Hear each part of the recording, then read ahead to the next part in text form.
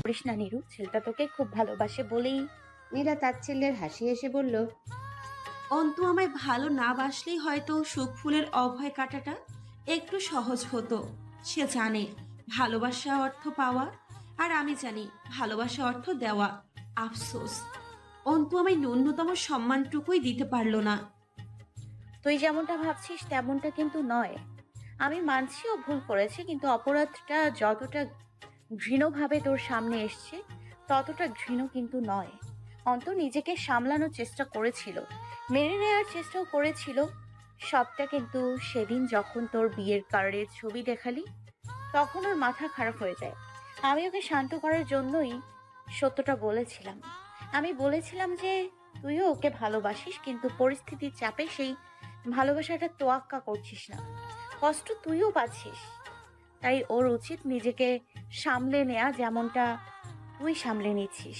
অন্ত আমার কথা বুঝেছিল, শান্তও হয়েছিল, কিন্তু আমি ঘুণাক্ষরেও চিন্তা করিনি যে ও এমন একটা কাজ করবে। আমি সরি দোস্ত। নীরা অবিশ্বাস্য দৃষ্টিতে তাকিয়ে থেকে বলল। তোকে আমি বিশ্বাস করেছিলাম নমো। নম্রতা অসহায় কণ্ঠে বলল, ভুল বুঝিস না প্লিজ, আমি তোকে হার্ট করতে চাইনি। আর না, অন্ত চেয়েছিল। অন্ত তোর হবু বরের অফিসে গিয়েছিল, সেখানে গিয়ে ভদ্রলোককে খুব নম্রভাবে বুঝিয়েছে সে তোকে ভালোবাসে, আর তুইও ওকে ভালোবাসিস। পরিবারের চাপে বিয়েটা তোকে বাধ্য হয়েই মেনে নিতে হচ্ছে। প্রমাণ হিসেবে আমাদের একটা গ্রুপ ছবি দেখিয়েছে যেখানে তুই আর অন্ত পাশাপাশি দাঁড়িয়ে আছিস। আর একটা ছবি দেখিয়েছে যেখানে অন্তর কাঁধে হাত রেখে হাস্যোজ্জ্বল মুখে দাঁড়িয়ে আছিস তুই। দুটো গ্রুপ ফটো ছিল। তোর নামে বাজে কিছু বলা তো দূর, তোর এক্সট্রা কোনো ছবি পর্যন্ত দেখায়নিও। অন্ত আমাদের বন্ধু নিরু, তুই একটা বার চিন্তা করে দেখ। অন্ত, নাদিম, রঞ্জন এমন কিছু করতে পারে যার জন্য আমাদের সাফার করতে হবে? কখনো করেছিল এমন কিছু? ওই হারামি ব্যাটা তার আর তোর ফ্যামিলিকে কি আলতু ফালতু বুঝিয়েছে আল্লাহ জানে। গ্রেট, আজকালকার যুগেও যেরকম থার্ড গ্রেড মানসিকতার মানুষ থাকতে পারে তা ভেবেই অবাক হচ্ছি আমি। নীরা দাঁতে দাঁত চেপে বলল, এত ভালোবাসা দেখাতে কে বলেছে তোদের? বিয়েটা আমি নিজের ইচ্ছেতেই করেছিলাম নমু। অন্তু কাজটা যেভাবেই করুক, ফলাফল তো একই, তাই না? নম্রতা হতাশ চোখে তাকালো, ব্যর্থ নিঃশ্বাস ফেলে ঘাটটা হালকা কাত করলো, বলল, নিজের ভালোবাসা পাওয়ার জন্য শেষ চেষ্টা করার অধিকার তো সবার আছে নিরু। অন্তত তোর বন্ধু বলে তার থেকে তুই হাই লেভেলের কিছু এক্সপেক্ট করতে পারিস না। যে ছেলেটা চারটা বছর থেকে তোর জন্য অপেক্ষা করছে, তার কাছে সবকিছু মুখ বুঝে সহ্য করে নেয়ার ক্ষমতা আশা করলে তো চলবে না। তুইও জানিস অন্তর রাগ বরাবরই বেশি। ও যে রাগের মাথায় কিছু। তাহলে তুই কি বলতে চাইছিস? অন্তু আমার সাথে যা করেছে তা কম হয়ে গিয়েছে? তুলে নিয়ে ধর্ষণ করলে পারফেক্ট কিছু হতো? অথবা অ্যাসিডে ঝলসে দেওয়াটাই এক্সপেক্ট করেছিলি তুই? নম্রতা প্রত্যুত্তরে কিছু বলার আগেই উঠে চলে গেল নীরা। নম্রতা হতাশ দৃষ্টিতে চেয়ে রইল। নীরার ক্ষতি সে উপলব্ধি করতে পারছে, তাই বলে অন্ধভাবে অন্তুকে ঘৃণা করাটা তো ঠিক হচ্ছে না নীরার। ছেলেটাকে ভালোবাসে বলেই তো। কথাগুলো ভেবেই দীর্ঘশ্বাস ফেলল নম্রতা। রাত গড়িয়ে সকাল হতে অস্থিরতা বেড়ে গেল নম্রতার। ভার্সিটি যাওয়ার সময়টুকু বিছানায় এপাশ ওপাশ করে কাটিয়ে দিল। ক্লাস আড্ডা সবই যেন উবে গেল আজ। টলমলে আবেগ নিয়ে চিঠি লিখল। পছন্দ না হয় অসংখ্যবার কেটে কুটে ছুঁড়ে ফেললো মেঝেতে, আবারও লিখল। ফ্লোরটা নীল কাগজে ভরিয়ে ফেলে ক্লান্ত শরীরটা এলিয়ে দিল বিছানায়। আকাশে সূর্যের তেজ বাড়তে বিছানার নিচে থাকা লাগেজ ঘেটে লাল পেরে সাদা শাড়ি খুঁজে বের করলো নম্রতা। তারপর অনেকদিন আগে চিঠিতে যেমনটা লিখেছিল দুজনে, যেভাবে তাদের প্রথম সাক্ষাৎ হওয়ার কথা ছিল, ঠিক সেভাবেই তৈরি হয়ে নিল সে। শাড়িটা সাধারণ বাঙালি মেয়েদের মতো খুব যত্ন করে পরলো। চোখে গাঢ় করে কাজল টানলো, পাতলা ঠোঁট দুটো লাল রঙে রাঙালো। ঘন চুলগুলো পিঠের উপর ছড়িয়ে দিয়ে হাতে পড়লো কাচের চুড়ি। লাগেজের জিনিস, কাপড়ের ব্যাগ সব উল্টে পাল্টে ছোট্ট একটা আলতা শিশিয়ে উদ্ধার করলো সে। তারপর খুব যত্ন করে ফর্সা পায়ে আলতা লাগালো। কপালে পড়লো ছোট্ট লাল টিপ। কানে ঝুমকা পড়তে পড়তে ঘড়ির কাঁটা 12 ঘরে এসে ঠেকলো। সাথে সাথে নম্রতার ফোনে মেসেজ টোন বাজলো। আরফানের দেওয়া ছোট্ট একটা বার্তা, অপেক্ষা করছি। এতক্ষণ শান্ত থাকলেও শেষ মুহূর্তে এসে নার্ভাস হয়ে পড়ল নম্রতা। হাত পা কাঁপতে লাগলো। অস্বস্তি আর লজ্জায় ঢিপ ঢিপ করতে লাগলো বুক। নম্রতা কিছুক্ষণ ঘরময় পায়চারি করলো, দাঁত দিয়ে নখ কাটলো, বারান্দা থেকে নিচের রাস্তায় উকিঝুঁকি দিল। ঠিক তখনই দ্বিতীয় বার্তাটি এলো। 12:20 বাজে মিস নম্রতা। নম্রতা বুক ফুলিয়ে শ্বাস নিয়ে নিজেকে শান্ত করলো। আয়নায় নিজেকে শেষবারের মতো দেখে নিয়ে সিঁড়ি বেয়ে নেমে গেল নিচে। 2 তলা থেকে গেট পর্যন্ত পৌঁছাতে পৌঁছাতে অসংখ্যবার একটা চিন্তা মাথায় খেলে গেল তার। বেশি সেজে ফেললাম না তো? আরফান কি ভাববে তাকে? পরক্ষণে ভাবলো, কি ভাববে? সে মোটেও ডাক্তার আরফানের সাথে দেখা করতে যাচ্ছে না। সে যাচ্ছে একান্তই নিজের মানুষটার সাথে দেখা করতে, তার বহু আকাঙ্ক্ষিত শের সাথে দেখা করতে। এত অস্বস্তি তাকে মানাবে কেন? গেটের কাছে রিকশায় বসে অপেক্ষা করছিল আরফান। গায়ে তার নীল পাঞ্জাবি, ডান হাতের কবজিতে কালো রঙের ঘড়ি, এক হাতের মুঠোয় কালো ফ্রেমের চশমা। সূর্যের তেজে অনেকক্ষণ আগেই ঘাম ছুটেছে তার শরীরে। আরফান 2 হাতে মুখ ঢেকে জোরালো শ্বাস ফেলল। মুখ থেকে হাত সরিয়ে ঘড়িতে সময় দেখল। তারপর বেখেয়ালি দৃষ্টিতে একবার গেটের দিকে তাকালো। গেট থেকে দৃষ্টি ফিরিয়েই কপাল কুঁচকে ফেলল সে। ধীরে ধীরে ঘাড় মুড়ি আবারও গেটের দিকে তাকালো। গেটে দাঁড়িয়ে থাকা রমণীকে দেখেই কপালের ভাঁজটা সরে গিয়ে মসৃণ হয়ে গেল মুখ। ধবধবে ফর্সা নম্রতার গায়ে লাল পেরে সাদা শাড়ি, মায়াবী চোখগুলোতে ঘন কাজল। আরফান ঢোক গিলল। পাঞ্জাবির কলার টেনে ঠিক করতে করতে চোখ ফেরালো সামনে। তারপর আবারও তাকালো নম্রতার চোখে। ঘোর লাগা মুগ্ধ দৃষ্টিটা ধীরে ধীরে পায়ের কাছে এসে ঠেকল। সুন্দর পাজোরা আজ আলতায় রাঙা, হাতে রিনিঝিনি কাচের চুরির শব্দ। আরফানের মুখটা ধীরে ধীরে উজ্জ্বল হয়ে উঠল। চোখে পর্দায় থাকা দ্বিধাটা সরে গেল মুহূর্তে। রিকশার একপাশে সরে বসে নির্বিকার কণ্ঠে বলল, উঠে আসুন, এত রোদ গরমে মারা যাচ্ছি। আরফানের নির্বিকার কণ্ঠে চোখ তুলে তাকালো নম্রতা। দ্রুত চোখ নামিয়ে নিয়ে রিকশায় উঠে বসলো। রিকশায় উঠতে গিয়ে বাহুতে বাহুতে স্পর্শ লাগলো দুজনার। আরফান এবার আর আগের মতো সরে বসলো না। দীর্ঘক্ষণ নীরব থেকে বলল, 30 মিনিট অপেক্ষা করালেন আমায়। নম্রতার কাটকাট জবাব। 30 মিনিটেই ক্লান্ত। মেয়েরা চাইলে 4 বছর অপেক্ষা করতে পারে। অপেক্ষা করতে পারে অনন্ত জীবন। আচ্ছা, 4 বছরে কত মিনিট হয় জানেন? 4 বছর হয় 20,73,600 মিনিট। সেই হিসেবে 30 মিনিট খুবই অল্প, তাই নয় কি? আরফান জবাব দিল না। চোখ ফিরিয়ে অন্যদিকে তাকালো। ছোট্ট একটা শ্বাস টেনে নিয়ে নম্রতার চোখে চোখ রাখলো। গাঢ় কণ্ঠে বলল, অপেক্ষা কি সবসময় একপাক্ষিকই হয়? নম্রতা ভ্রু বাঁকিয়ে তাকালো। হয় না? আরফান নিশ্চুপ চেয়ে রইল নম্রতার চোখে। খুবই সাধারণ মুখটিতে জলজল করা অভিমানী চোখ দুটোতে আকণ্ঠ ডুবে গিয়ে হঠাৎই বলল, আপনাকে দুটো বিষয় জানিয়ে রাখা আমার কর্তব্য।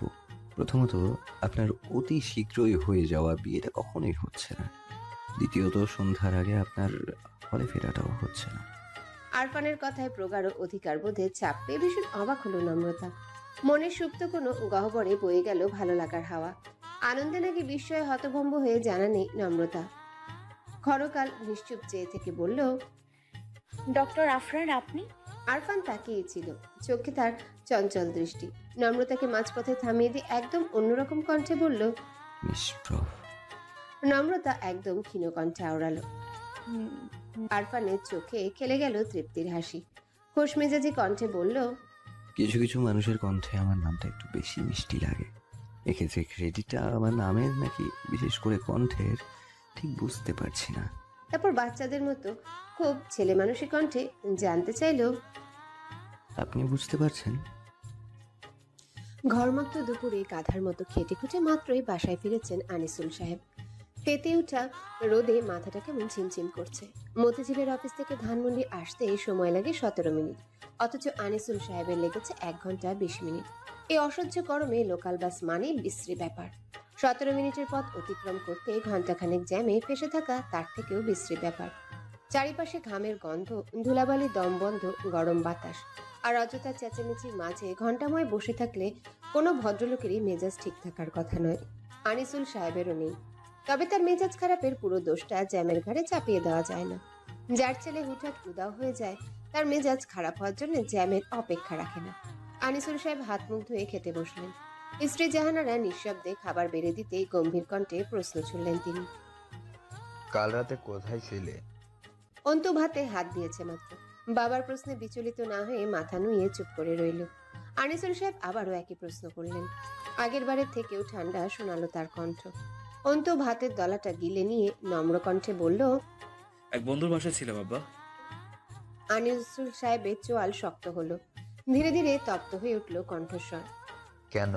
ঢাকা শহরে তোমার নিজস্ব বাসায় নিজস্ব রুম থাকা সত্ত্বেও বন্ধুর বাসায় থাকতে হলো কেন? আমি তোমার উত্তরে পৌঁছানোর কোনো যৌক্তিকতা পাচ্ছি না। অন্তু উত্তর না দিয়ে ভাত মাখাতে মনোযোগ দিল। আনিসুল সাহেব গম্ভীর কণ্ঠে প্রশ্ন করলেন, তুমি রাতে ফিরছো না?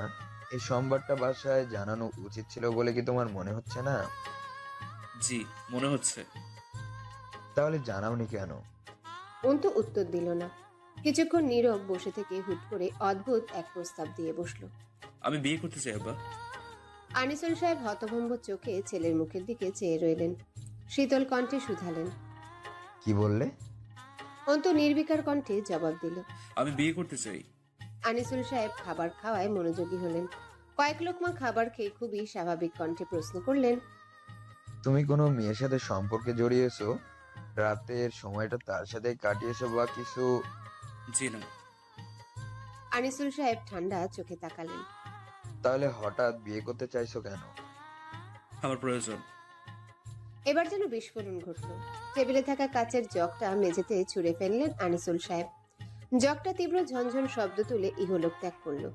অন্তর দশম শ্রেণী পড়ুয়া ভাই টেলিভিশন বন্ধ করে ভীত চোখে চেয়ে রইল বাবার ভাইয়ের দিকে।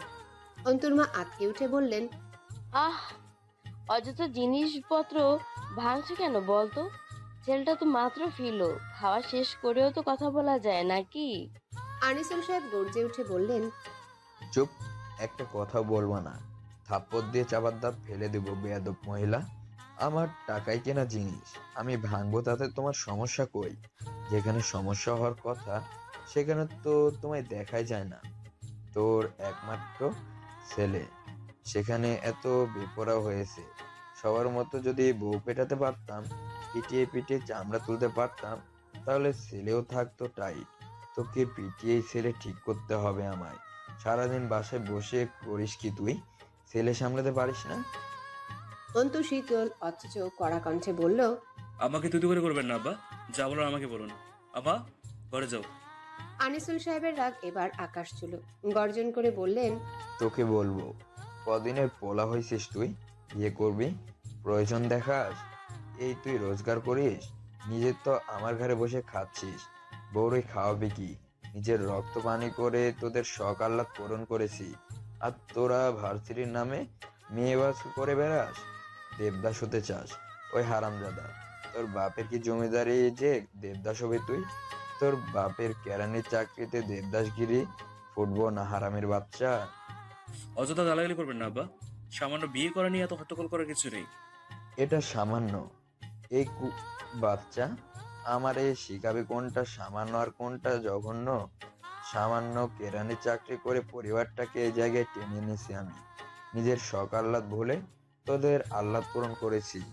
ভালো স্কুল কলেজে পড়িয়েছি, যখন যা চেয়েছি সব দিয়েছি। লোন নিয়ে বাইক কিনে দিয়েছি। তার বিনিময়ে চেয়েছি ছেলেগুলো ভালো করে পড়াশোনা করুক, প্রতিষ্ঠিত হোক, সমাজে একটু মাথা উঁচু করে দাঁড়াক। আর তোরা বিয়ে করবি, বিয়ে করে ফুটানি দিয়ে ঘুরবি। বেয়াদব, বিয়ে করে বউকে খাওয়াবি কি তুই? বাচ্চা। সেটা আমার ব্যাপার আব্বা। আমার বউর দায়িত্ব আমার। আপনার দায়িত্ব বিয়ের প্রস্তাব নিয়ে যাওয়া। নিয়ে যাবেন ব্যাস। তোর দায়িত্ব? জীবনে 1 টাকা রোজগার করেছিস? টাকা কামাইতে কতটা কষ্ট বুঝিস? পৃথিবীতে এত সোজা নয়। সিনেমা পাইছিস? আমায় বাড়ির থেকে এসব সিনেমা চলবে না। এত দূর পড়াশোনা করানোর পর তুই বাসায় কন্ট্রাক্টরগিরি করে ভাত খেতে চাস? তোর চাকরির ন্যূনতম যোগ্যতা আছে? অন্তু উত্তর দিল না। আনিসুল হক নিজেকে শান্ত করার চেষ্টা করে বললেন, আজকের পর থেকে বিয়ে টিয়ের কোনো কথা যেন আমার বাড়িতে না ওঠে, আর ওই নীরা মেয়েটার আশেপাশেও যেন তোমায় না দেখি। অন্তু চমকে তাকালো। বাবার তো নীরার ব্যাপারটা জানার কথা নয়। অন্তু বলেনি তাহলে? প্রশ্নটা করতে গিয়েও চুপ করে রইল অন্তু। আনিসুল হক খানিক চুপ থেকে বললেন, এসব ফালতু বন্ধু বান্ধবদের কোনো প্রয়োজন নেই। এসব নষ্ট ছেলেপুলের সাথে এত মাখামাখি কিসের তোমার? সব বাউন্ডলে বন্ধু জুটিয়েছো তুমি, সব কয়টা বেয়াদব। সেদিন তুমি হসপিটালে সামনে তোমার এক বন্ধুকে দেখলাম, গিটার নিয়ে ঘুরছে যে ছেলেটা, হসপিটালের সামনে দাঁড়িয়ে সিগারেট টানছিল। আমাকে দেখে সিগারেট ফেলার প্রয়োজনটুকু বোধ করলো না। সিভিলাইজেশন বলে তো একটা কথা আছে নাকি? অন্তু উঠে দাঁড়াতে দাঁড়াতে বলল, আপনি মেইন পয়েন্ট থেকে সরে যাচ্ছেন আব্বা। আলোচনাটা আমাকে নিয়ে হচ্ছিল, আমার বন্ধুদের সিভিলাইজেশন নিয়ে নয়। ক্ষুব্ধ আনিসুল সাহেব ভাতের প্লেট ঠেলে উঠে দাঁড়ালেন। হুট করে চর বসালেন তার জোয়ান ছেলের গালে। রাগে টলমল কণ্ঠে বললেন, আজকাল মুখে মুখে কথা বলাও শিখে গিয়েছো তুমি। ওইসব বেয়াদবের সাথে থেকে থেকেই বুঝি এই অধঃপতন। ছেলেকে চর মারতে দেখে আটকে উঠলেন জাহানারা। দৌড়ে স্বামীর কাছে গেলেন, ডান বাহুটা টেনে ধরে বললেন, কি করছো? এত বড় জোয়ান ছেলের গায়ে কেউ হাত তুলে? মাথা শান্ত করো। ওর জাহানারার কথার মাঝ পথে গম্ভীর কণ্ঠে ঘোষণা করল অন্তু। বিয়েটা আমি করছি আব্বা। কথাটা কানে পৌঁছানোর সাথে সাথে জাহানারার গালে দানবীয় এক চর বসালেন আনিসুল সাহেব। আকস্মিক চরে টেবিলের উপর ছিটকে পড়লেন জাহানারা। হতভম্ব চোখে স্বামীর দিকে তাকালেন। চোখ দুটো টলমল করছে তার। পরিস্থিতিটা কেমন অবিশ্বাস্য, দুঃস্বপ্ন ঠেকছে। ক্ষুব্ধ আনিসুল সাহেব কিছু বলার আগে আরো একবার বিস্ফোরণ ঘটল ঘরে। অন্তু সামনে থাকা চেয়ারটা মাথায় তুলে ছুঁড়ে ফেলল দূরে। চেয়ারের আঘাতে ভেঙে টুকরো টুকরো হলো বসার ঘরে থাকা 21 ইঞ্চির টেলিভিশন সেট। অয়ন লাফিয়ে সরে দাঁড়ালো। ভয়ে কেমন কুকড়ে গিয়েছে সে। ওয়ার্ড্রপের উপর থাকা ফুলদানিটাও তুমুল শব্দ তুলে ভাঙলো এক দুটো কাচের গ্লাস। নিস্তব্ধ ঘরটিতে মুহূর্তে বয়ে গেল সরব এক ধ্বংসযজ্ঞ। অন্তু লাল চোখে বাবার দিকে তাকালো। প্রচন্ড ক্রোধে কাঁপছে তার শরীর। আমার গায়ে হাত তোলা সাহস করবেন না আব্বা। সমস্যা আমার সাথে না। তুই আমাকে ধমক দিচ্ছিস? এত বড় সাহস? বের হ আমার বাড়ি থেকে, এই মুহূর্তে বের হবি। তোর মতো নালায়েক বেয়াদব ছেলে আমার প্রয়োজন নেই। আপনার বাড়িতে থাকার ন্যূনতম ইচ্ছে আমার নেই। বিয়ের প্রস্তাব যদি নিয়ে যেতে পারেন তো বাড়িতে ফিরবো, নয়তো এই বাড়ির ছায়াও মারবো না। আর আম্মা, তোমার বরকে বলে দিও বিয়েটা আমি এই মাসের মধ্যেই করতে চাই। আর তা না হলে ছেলের কথা ভুলে যাও। আর এটাও বলে দিও তোমার দুই ছেলের একটাও এখন বাচ্চা নয়। আমার গায়ে হাত উঠলে সে হাত ভেঙে গুঁড়ো করতে দ্বিতীয়বার সে ভাববে না। কথাটা বলে এক মুহূর্ত দাঁড়ালো না অন্তু। সামনে থাকা ছোট্ট টুলটা লাথি দিয়ে প্রচন্ড শব্দ তুলে বাসা থেকে বেরিয়ে গেল। আনিসুল সাহেব হতভম্ব চোখে ছেলের যাওয়ার দিকে চেয়ে আছে। চোখে মুখে ফুটে উঠেছে অবিশ্বাস। ছেলের এমন রূপ দেখে বাবা হিসেবে ভেতরটা জ্বলে যাচ্ছে তার। এই দীর্ঘ জীবনের সংসারের পেছনে দেওয়া শত শত বলিদান চোখের সামনে ভাসছে তার। মাথার ঘাম পায়ে ফেলে রক্ত পানি করে কাদের জন্য করেছেন এসব? কাদের জন্য করেছেন এত ত্যাগ, এত পরিশ্রম? আনিসুল সাহেবের চোখ ফেটে জল গড়াতে চায়, কিন্তু অনেক বছরের শক্তপোক্ত বেড়িবাঁধ পেরোনোর সাহস তাদের হয় না। জল গড়ায় না। চোখ দুটো রক্তিম থেকে রক্তিম হয়ে ওঠে ক্ষণে ক্ষণে। বড় ভাইয়ের ধ্বংসলীলা দেখে ভীত সন্ত্রস্ত হয়ে বাবার দিকে চেয়ে আছে অয়ন। বাবা নিশ্চয়ই ভাইয়ের রাগ মেটাতে তাকে বেদারাম মারবে এখন। মাকেও কি মারবে? অয়নের পিকনিকে যাওয়াটাও বুঝি ক্যান্সেল হবে। এত কিছুর পর বাবার কাছে টাকা চাওয়ার সাহস কি অয়নের হবে? সাহস দেখে বাবাকে বললেই কি বাবা দিবে? অয়ন জানে দিবে না, কখনোই দিবে না। অয়নের কান্না পাচ্ছে। ভাইয়ের প্রতি তার প্রচন্ড অভিমান হচ্ছে, রাগ হচ্ছে বাবার প্রতি। বাবা কেন মারলো মাকে? প্রচন্ড গরম, গাছগাছালিতে ঝকঝকে উত্তপ্ত রোদ। রোদের তাপে নুয়ে পড়েছে গাছের কচি পাতা, তেতে উঠেছে ঘাস, পিচ ঢালা রাস্তাঘাট। বিশ্ববিদ্যালয়ের সামনে মানিক মামার চায়ের স্টল, পাশাপাশি দুটো কাঠের বেঞ্চ রেখে বিরস মুখে চা বানাচ্ছেন তিনি। গরমের দুপুরে চায়ের খদ্দর কম। নাদিম দুই বেঞ্চের একটিতে বসে সিগারেট টানছে। কালচে ঠোঁট জোড়ায় জ্বলন্ত সিগারেটটা চেপে ধরে মোহনীয় এক সুর তুলেছে গিটারে। এমন সময় কোথা থেকে ছুটে এলো ছোঁয়া। নাদিমের পাশে ধপ করে বসে পড়ে রুমালে মুখ মুছল। হাত দিয়ে চোখ আড়াল করার চেষ্টা করে বলল, এত রোদ, শরীর জ্বলছে। নাদিমের গিটারে ছন্দপতন হলো। চূড়ান্ত বিরক্ত হয়ে বলল, তা তুই তোর মাকুমের অঙ্গ নিয়ে রোদে বেড়াইছিস কেন? ফ্রিজে ঢুকা বসে থাকতে পারলি না? শরীর চলছে?